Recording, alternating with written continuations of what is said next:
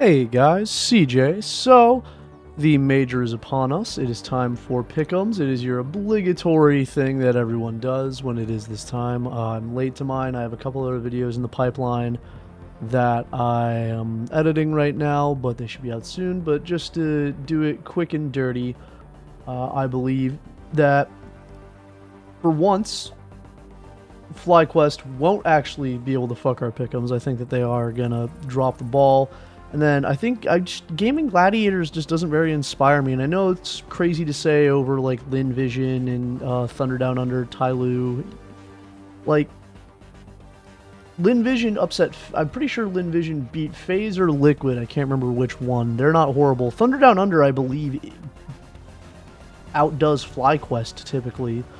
Tyloo have their random heater where they're coming off one where G and Jamyoung can just fucking clear the world. You know, I think that it is going to be FlyQuest and Gaming Gladiators. That's just what my gut says, you know, based on what I've watched, based on what I look at. I'm just looking for 5, you know, get your obligatory 5. For 3-0, I'm going to not actually, now that I'm looking at it, I'm going to swap Heroic for Bait. Purely because Bait have been doing this for a while now, and I get that they cycle in a new young opper, a young player every season or so, because they're trying to make that next push. But these guys are honestly, at this point, major veterans, and I think that they should lock this down. They typically do get past this stage. But Big is probably the other one that maybe other people may not pick to the same degree. But I think that Big being the demons and scourge of Tier 2 and getting into this major in such a crazy amount of time and the way that they did it, I think they absolutely deserve it. And I think that they will come out of the gate absolutely screaming to make Stage 2 in a 3-0 fashion and further bump all the stock of everyone involved, which is a huge shame, honestly, because there's those rumors flying around that Crimbo is set to join Liquid potentially after this major, which... It's hard to say no to a larger organization, more resources, and a potentially better platform than playing the Tier 2 circuit with Big. But this Big team that they have managed to compile, I think, is actually really good. I'd also be surprised if Blame F doesn't get picked up. I don't know what he is. I don't know what he did, who he pissed off, whose cereal he shat in. But brother is a demon and a half on Big. He is star player IGLing this team to the major, and with how difficult IGLs are on the market right now, I think I said it in a video a while ago, Mouse should have gotten him. I get that they want to do this exertion IGL, yada yada yada yada yada, but Mouse has always struggled with being a place to attract talent to. You know, arguably the return of Kerrigan and the signing of Spinks are the two biggest modern players they've ever signed. Like, yes, they signed, you know, all these other players and they had their NXT roster that they've upgraded and here, that, and the other thing.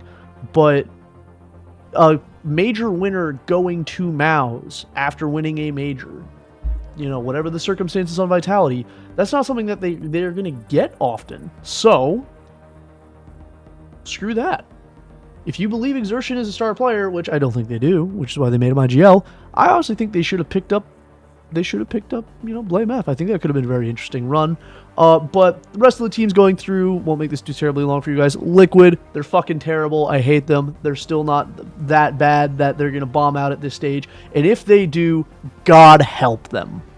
Genuinely, God help them. Shuhei, I don't know what is going on. Like, this entire roster just... I feel like it's a powder keg that just needs to blow up. NAF needs to retire or go just take 6 months off.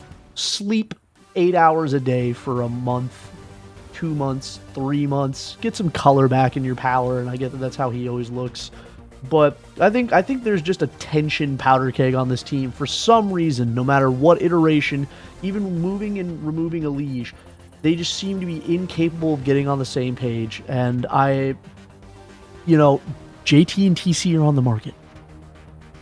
You want a duo that has worked together, has gotten a lot out of a liege before, managed to make Halzeric a competitive opper, whom I do have a great deal of respect for, but since his removal from Cole, you have not heard about him.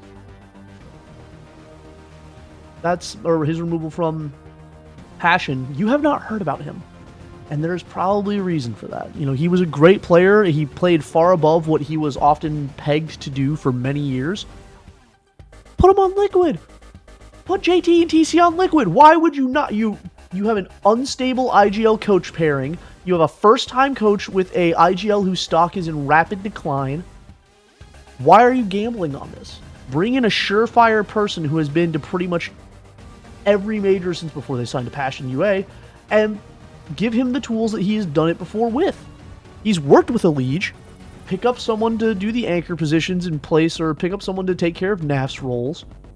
I think they could do it, but Liquid will go through, and if they don't, God help them. God help them. But BetBoom, I think they're going to go through. They've actually been looking really good. They only have one of their players who they had standing in with them recently, playing with them at the major, which I think actually does improve their overall chances. But I think, actually, now that I'm thinking about it, I think, didn't they say Zorte is not going to make it?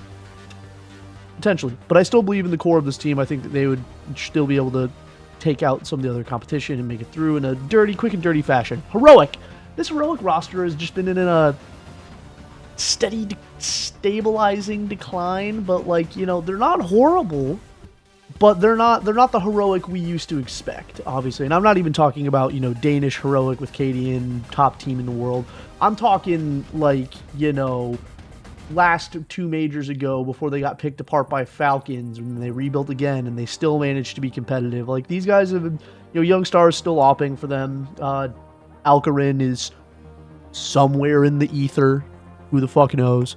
But I think they'll be able to pull it through. Gamer Legion, they have shown quite a bit of grit recently. I mean, seeing them pull off that comeback against Astralis in Fort Worth earlier last month now, technically, I guess.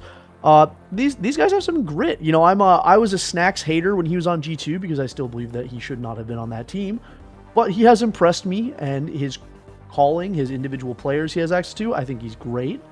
M80, they're my NA copium. I think M80 is the best we have right now in NA in terms of just overall internationally competitive teams. I think it's got to be M80, whatever, despite, this is not even looking at rankings. This is just in my heart.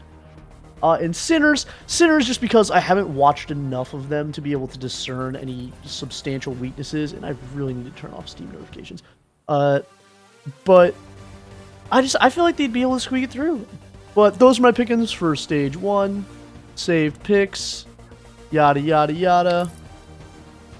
That's going to be the video. I haven't bought the pass yet. I'm going to buy it. I don't really care. I just wanted to make sure I got this out. Let me know who you guys have going through in your 3-0 and 0-3 categories. Do you have any contention with anything that I've said? Let me know how you guys feel down below, and see you guys for some more videos later this week. We're going to be talking about CjDoesCs next, so see you there. Have a nice day.